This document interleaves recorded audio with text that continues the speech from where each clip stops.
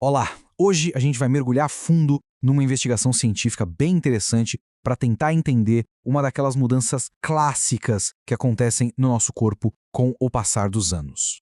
Pois é, essa é uma dúvida que muita gente tem, né? Parece até uma regra. O tempo passa, a gente sente que a força diminui um pouco e a gordura corporal, essa tende a aumentar. Mas qual será que é o mecanismo biológico por trás disso tudo? Bom, então vamos apresentar o nosso personagem principal aqui, o hormônio do crescimento, ou simplesmente GH.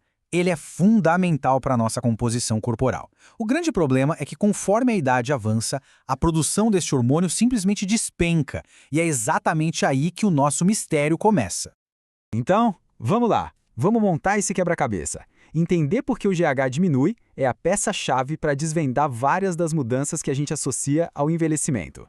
A conexão aqui é bem direta. Menos GH no corpo geralmente significa menos massa muscular e mais gordura. Essa queda gradual na secreção de GH tem até um nome, somatopausa.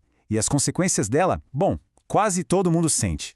E aqui chegamos na pergunta de $1 milhão, a que os cientistas queriam responder. O que de fato está por trás dessa diminuição do hormônio do crescimento? Será que é só um processo inevitável do tempo ou tem algo mais acontecendo? Nessa nossa investigação, a gente tem dois suspeitos principais. De um lado, o processo natural do envelhecimento em si, e do outro, o aumento da gordura corporal, que muitas vezes vem junto com a idade. Então, o caso é o seguinte, a idade parece ser a culpada mais óbvia, né? Afinal, o declínio do GH acontece com o tempo. Só que a gordura corporal também é uma suspeita fortíssima, porque a gente já sabe que o excesso de peso atrapalha a secreção de GH. A questão é, como dá para separar esses dois fatores e descobrir quem é o verdadeiro responsável? Para resolver esse mistério, os pesquisadores bolaram o que a gente poderia chamar de um teste de estresse definitivo. Foi um experimento muito engenhoso pensado justamente para isolar cada variável e encontrar a resposta. Para conseguir isolar os suspeitos, eles recrutaram 4 grupos bem diferentes de homens. Imagina só, como se fosse uma tabela. Jovens magros, jovens com sobrepeso, idosos magros e idosos com sobrepeso. Essa estrutura foi genial, porque permitiu que eles comparassem o efeito da idade, mantendo a gordura igual, e o efeito da gordura, mantendo a idade igual. O protocolo foi super rigoroso, e tem um motivo para isso. O exercício físico é um dos estímulos mais poderosos que existem para liberar GH. Então, ao levar todos os participantes ao limite máximo, os pesquisadores conseguiram ver exatamente como cada corpo respondia sob estresse extremo e medir a produção do hormônio. Certo. A investigação foi feita, os dados foram todos coletados. Agora, chegou a hora da gente analisar as evidências e ver o que elas revelam. E a primeira pista já é fascinante. Vamos focar nesse gráfico que mostra o pico do hormônio do crescimento.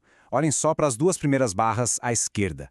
A preta são os jovens magros e a branca, os jovens com sobrepeso. A altura delas é praticamente a mesma. Isso quer dizer que, nos jovens, ter sobrepeso não atrapalhou a capacidade de liberar GH durante o exercício. Por enquanto, a gordura parece inocente. Agora a história muda um pouco. Olhem para as duas barras da direita, as listradas. A primeira, que representa os idosos magros, é bem mais alta que a segunda, dos idosos com sobrepeso. Aqui a diferença é nítida. Parece que nos mais velhos o excesso de gordura realmente atrapalhou a liberação de GH. De repente, a gordura corporal volta a ser uma suspeita importante. Mas agora, vamos dar um passo para trás e olhar a imagem completa. Compara a altura das duas primeiras barras, dos jovens, com a altura das duas últimas, dos idosos. A diferença é gritante. Os jovens, no geral, produziram muito mais hormônio do crescimento do que os idosos. Não importava o peso. Parece que a idade é o fator dominante aqui, ofuscando o efeito da gordura. E olha, a própria conclusão do estudo confirma isso que os dados mostram. O veredito inicial é claro. A idade parece ser um fator muito mais poderoso do que a gordura corporal na regulação do hormônio do crescimento. Mas será que o caso está encerrado? Bom, não tão rápido. Quando os cientistas foram analisar os dados mais a fundo, uma nova pista surgiu. Uma variável que podia mudar completamente o rumo do caso. E essa pista é a aptidão física. Essa pista é uma medida chamada VO2 máximo. Para simplificar, pensa nela como a potência do motor do corpo. Ela mede quão eficiente o corpo é em usar oxigênio durante um exercício intenso. Um VO2 máximo alto significa um motor aeróbico potente. É, basicamente, a nossa medida objetiva de aptidão física. E aqui está a prova visual. Cada pontinho nesse gráfico é um dos participantes do estudo. Embaixo, no eixo horizontal, está a aptidão física, o tal do VO2 máximo. Quanto mais para a direita, mais em forma a pessoa está. No eixo vertical que sobe está o pico de GH. Reparem na tendência clara.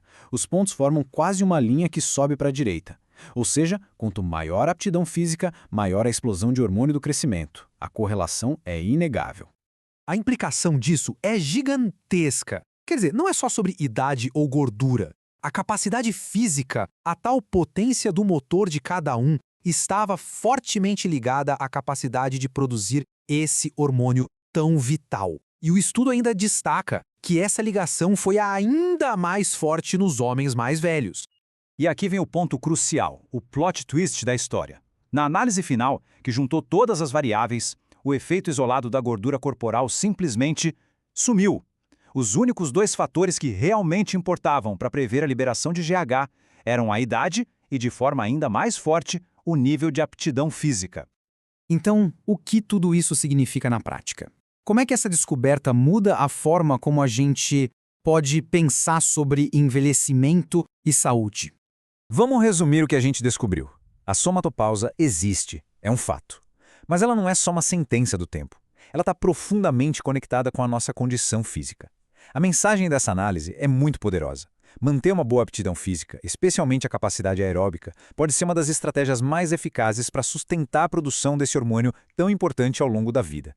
Isso tudo nos deixa com uma reflexão final. A aptidão física não é só sobre correr mais rápido ou levantar mais peso. Ela parece ter o poder de modular a nossa própria biologia do envelhecimento. A questão, então, talvez não seja mais só o que o envelhecimento faz com a gente, mas o que a gente pode fazer para transformar o nosso envelhecimento. Obrigado por acompanhar esta análise.